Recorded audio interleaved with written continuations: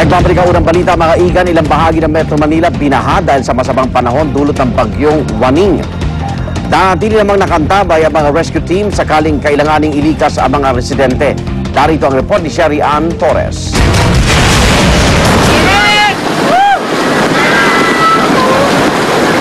Nampastuhod ba ng baha na sinamahan pa ng basura, hindi naman nagpaawat sa pagkatampisaw ang mga batang ito sa Malabon.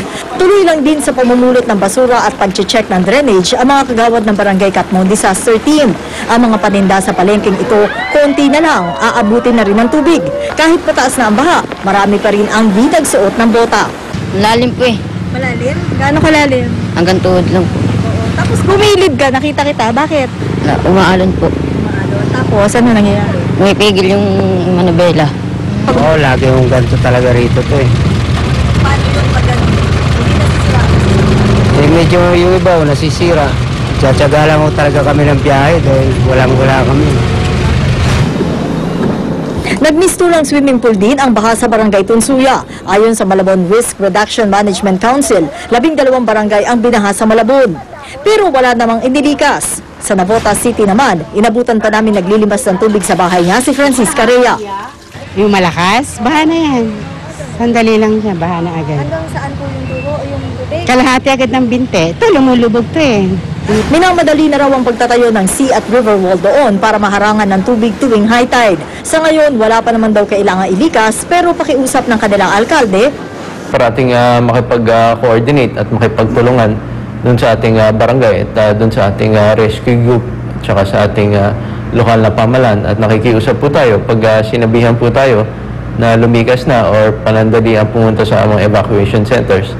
Sana po sumunod sila. Tumila man ang ulan at humupa na ang baha, nananatili namang nakaalerto ang Valenzuela Rescue. Handa na rin ang mga kakailanganin sakaling magkasakuna. Todo bantay rin ang MMDA Composite Team sa kanto ng E. Rodriguez at Araneta Avenue sa Quezon City. Pag umapaw kasi ang San Juan River, kaakibat nito ay matinding baha sa mga barangay ng Tatalon, Damayan Lagi, Talayan at Doña Imelda. Para sa unang balita, Sherry Ann Torres reporting. Alamin natin ang pinakasariwang balita sa Malabon City. May live report si Micaela Paparita.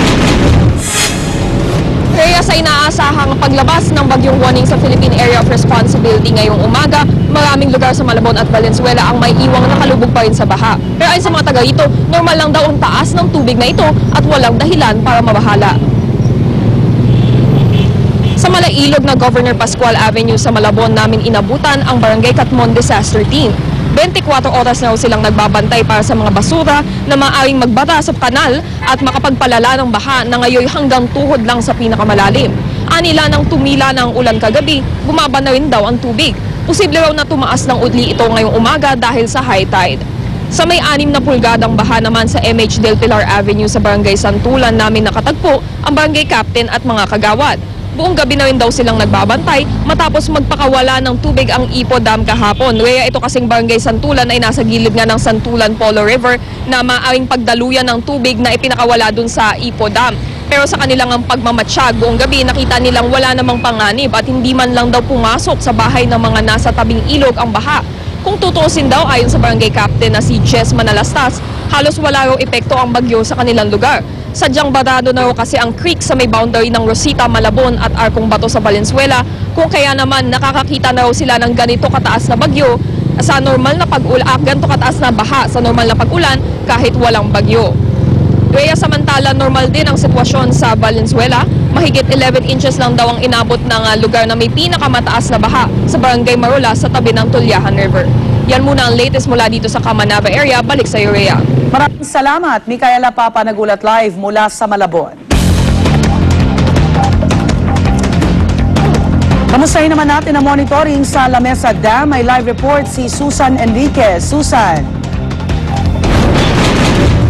Rhea, wala nang posibilidad na umapaw pa sa mga oras na ito ang La Mesa Dam dahil kaninang alas 6 ng umaga, ang water level dito ay umabot sa 79.55 meters. Samantala, ang spilling level dito ay umaabot dapat sa 80.15 meters. At ayon nga dito sa mga namumuno sa La Mesa Dam, ang Ipo Dam na nagpakawala ng tubig kahapong alas 4 ng hapon ay matapos umabot ang level ng tubig sa 100.02 meters, ay isinara na rin ang dam kaninang alas 12 ng hating gabi dahil ang spilling level dito sa Ipo Dam ay umaabot ng 101. At sakali magpakawala ng tubig dito sa Ipo Dam, ito ay tutuloy dito sa Lamesa Dam. Ngayon, alamin natin kay Ginoong Mario Rodriguez, ang Common Purpose Facilities Department Head, kung may posibilidad ba na kung itong Ipo Dam may tubig na manggagaling pa sa Angat, maka-apekto naman dito sa Lamesa Dam, sir. Meron po ba? So far, nakikita namin sa panahon ngayon ay napakaganda at hindi na siya muna tataas dahil ngayon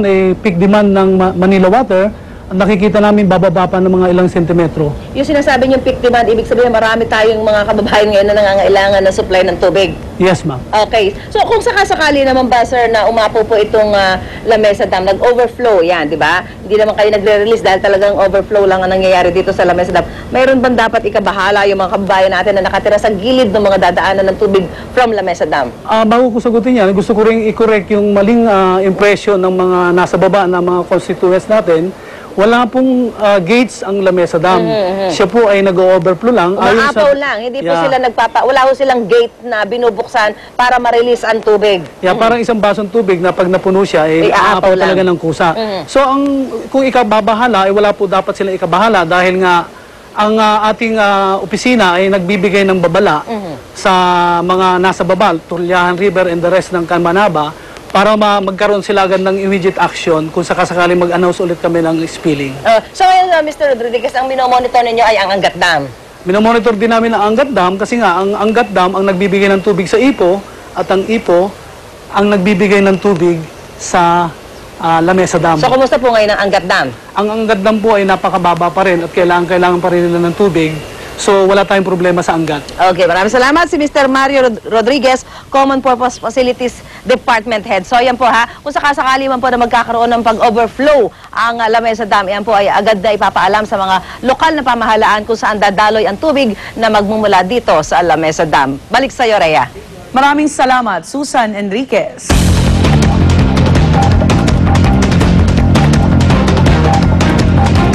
Isang mangingisdang taga Lucena naman ang patay matapos maabutan ng bagyo sa Laot. Narito ang report. Ilang bayan sa Bulacan ang nalubog sa baha bagamat hindi ganoon kalakasan ang mga pag-ulan dulot ng bagyong Waning. 14 na barangay ang binaha sa bayan ng Hagunoy, baha rin sa mga bayan ng May Kawayan at Kalumpit. Ngunit business as usual pa rin para sa karinderya ito, nalubog ang kusina. Lagi naman kasi naka-standby sa Kapitolyo ang mga rescue equipment dahil madalas ding bagyuhin ang probinsya. Basurang iniwan ng bagyong Waning sa mga baybayin ng Sorsogon, nakasadsad pa rin sa dalampasigan ang barge na ito, ngunit di naman daw ito magdudulot ng oil spill dahil wala raw itong makina. Hinihintay na lamang daw ng Philippine Coast Guard na mag-high tide upang mahila ito na tugboat at maibalik sa Laot.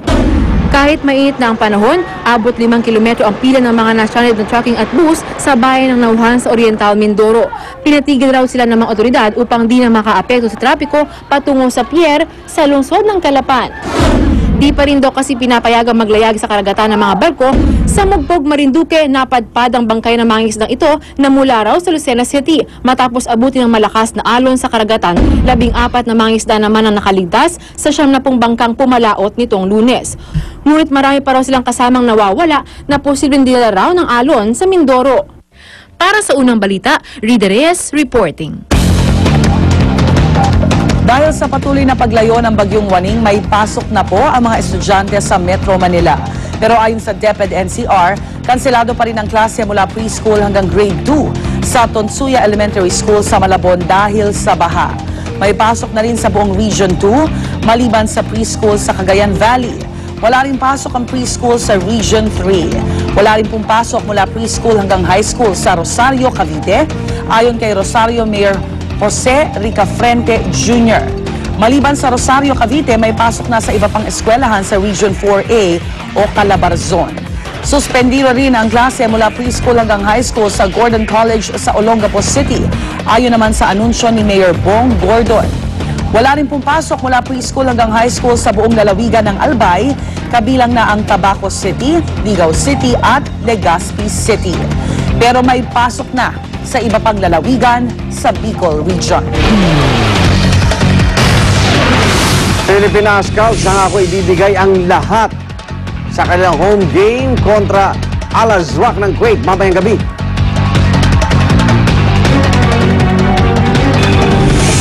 Bea Binene at Jake Vargas na pressure kaya sa pagbibitahang afternoon drama series? Huwag pa huli, tutok lang sa unang balita.